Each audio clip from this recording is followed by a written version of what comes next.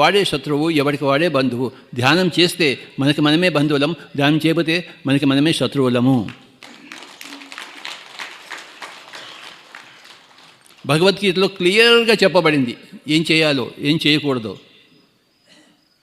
ఏం చేయాలి? నిన్ను నువ్వు ఉద్ధరించుకోవాలి. ఏం చేయకూడదు? నిన్ను నువ్వు దిగజార్చకూడదు. ధ్యానం చేయకపోతే మనం దిగజారిపోతూ ఉంటాం, ముసలితనం వైపు పోతాం, చావు వైపు పోతాం. ధ్యానం చేస్తుంటే మనం యవ్వనం వైపు పోతుంటాము, చిరంజీవి వైపు పోతుంటాం. మనకి అసాధ్యమైనది లేనే లేదు.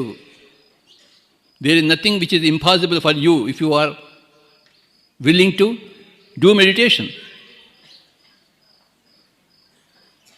There is nothing which is beyond your power. ఒకానొక కోతి ధ్యానం చేసి హనుమంతుడయ్యింది.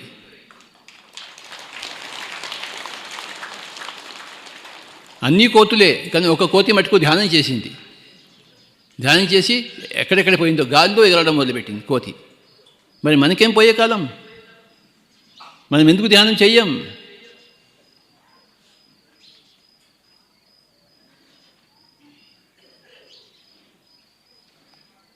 పిరమిడ్ స్పిరిచువల్ సొసైటీ మూమెంట్ ధ్యానానికి అంకితము.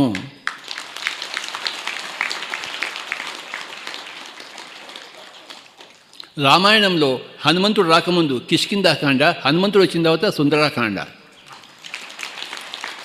మన జీవితంలో కూడాను ధ్యానం రాకముందు మనమంతా కిష్కింధాకాండ అంటే కోతికాండ, ధ్యానం వచ్చిన తర్వాత హనుమంతుడి కాండ అంటే సుందరాకాండ. సత్యం శివం సుందర